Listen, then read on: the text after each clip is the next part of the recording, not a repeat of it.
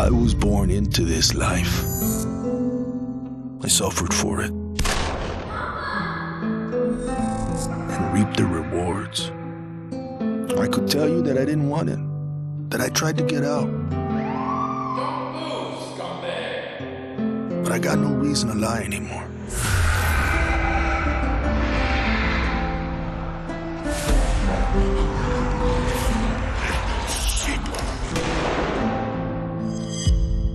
That life is the only reason I'm still here.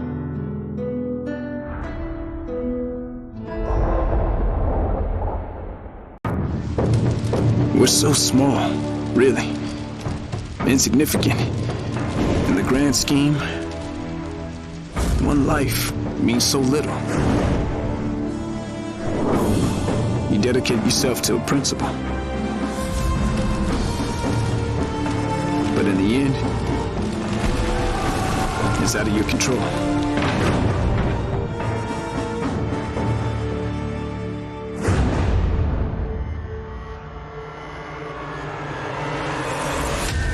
In this world, principles get you killed. You lend a hand, it gets torn off. You hesitate, you die. So you want to save someone? Save yourself. To all my classmates who alienated me because I was different. To anyone who never gave me a chance. To the people who ignored me while I hid behind zeros and ones. Thank you.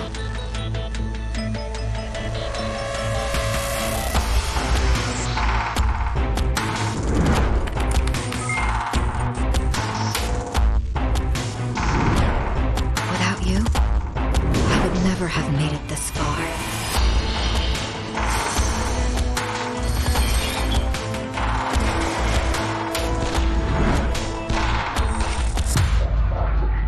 I would have been weak and dependent. I would have ended up just like you.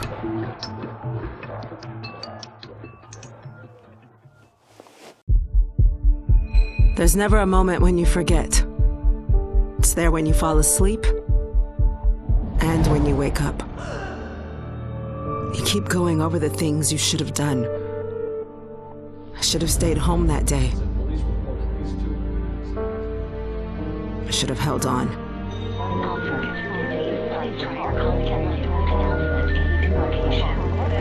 The agony is always there. But I've learned to live with it. Because the only thing stronger than regret is hope.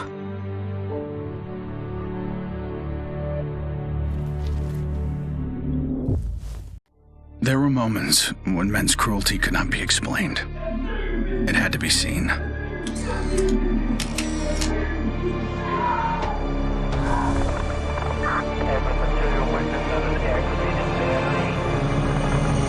The perfect shot pierced our numbness. Sent up a flare to save the next generation. It said, "This is where we've been. Don't follow." Then there was no one left to heed the warning. The only one left to save was yourself. My earliest memory is war. It was a conflict so complex that it could never be resolved.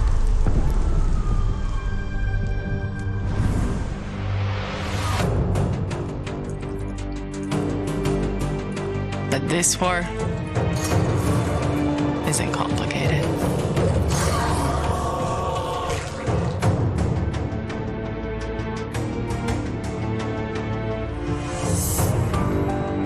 Death is still heartbreak.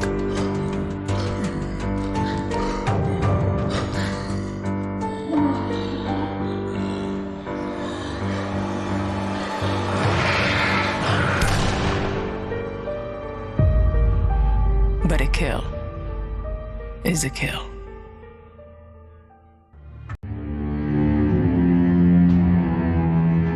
Don't play in the dirt, Ethan. Stop fighting, Ethan. Be polite, Ethan.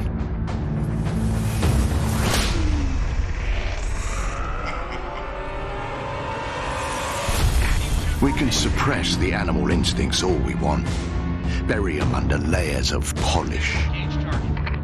But they exist for a reason. When we lived in a genteel fairy tale world, somebody did the dirty work out of sight. But when the fairy tale turned nightmare,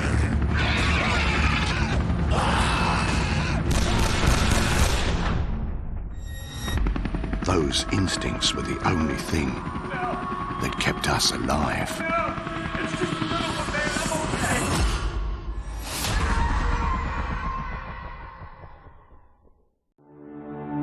Where there is life, there is light. The glow of hope. At times it burns brightly, but dwindles and fades.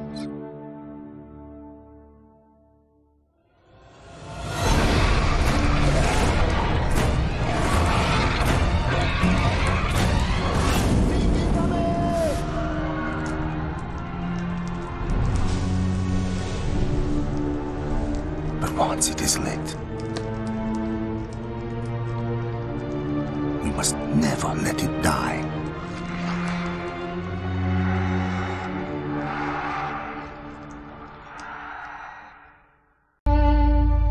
I was never afraid of Cachet the Deathless. I laughed at the fairy tale of this undead phantom. A woman of science would never fear such silliness. But what do we know?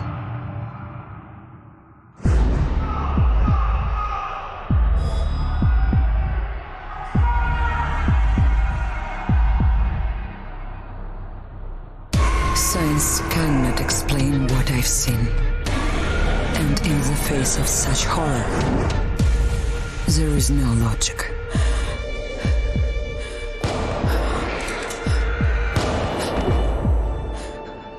Only faith.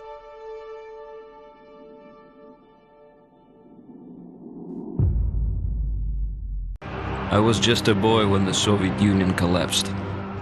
The nation split in two. Those with power and those without. At 8 years old, I learned the price of weakness. And I vowed never to pay that price again. I became the strong man. I gathered wealth, influence, and power. But nature is indifferent to the hierarchy of men. Once more, she burned my world to ashes, leaving only bitterness and the rage I would need to survive.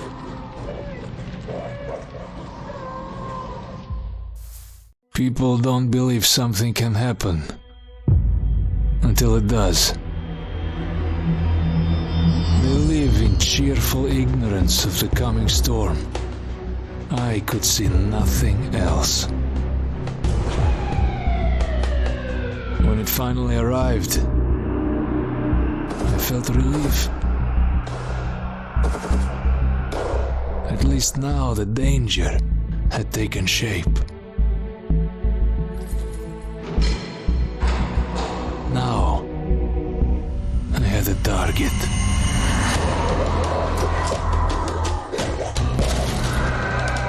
And I didn't have to fight alone.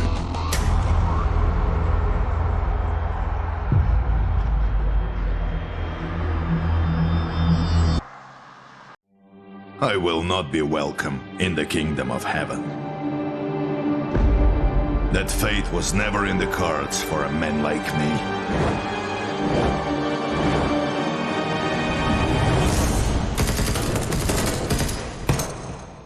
lord had other plans.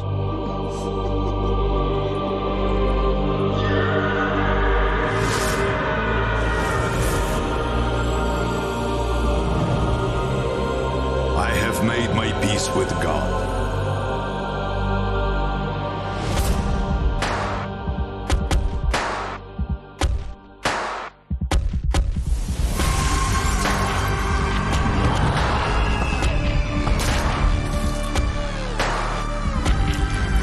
He is with me in this life. And that is enough.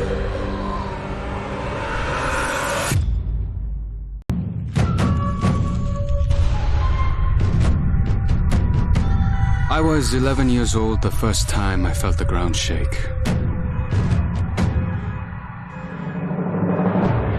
My instinct was to leave. But my grandparents wouldn't hear of it. This is our home, they told me. We don't leave. I came to live by that code.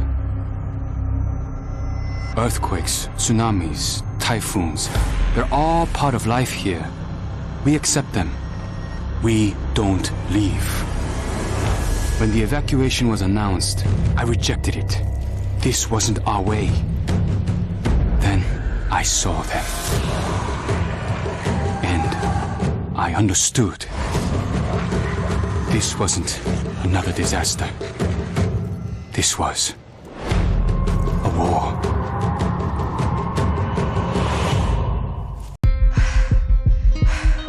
Nobody expected a 9-year-old girl from Tokyo to be fascinated by guns. Nobody imagined a 22-year-old university senior would drop out and train for the biathlon. Nobody believed that the daughter of a salaryman could win Olympic gold. And nobody predicted that a necrotic plague would decimate our planet's population. But life is all about the unforeseen.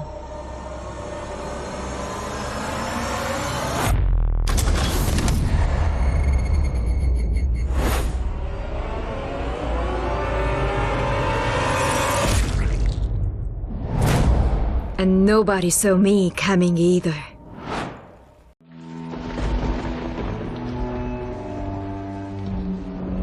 I always wanted to be a cop. Thought I could do some good. But the scum on the street kept destroying lives. While I was wrapped up in red tape.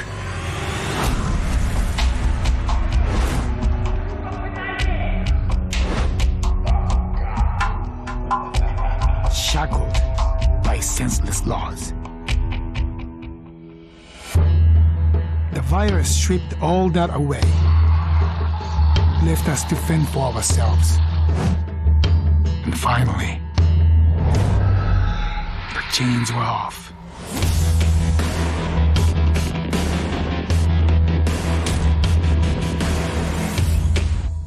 Growing up in Tokyo, you either became a salaryman or you were a waste. If you asked around, it's safe to say I was the latter. They said I lacked self-control, that I shamed my family. So my father sent me off to relatives in the States. Turns out, Americans care a lot more about earnings than honor. Which worked out fine, until the Zeke showed up.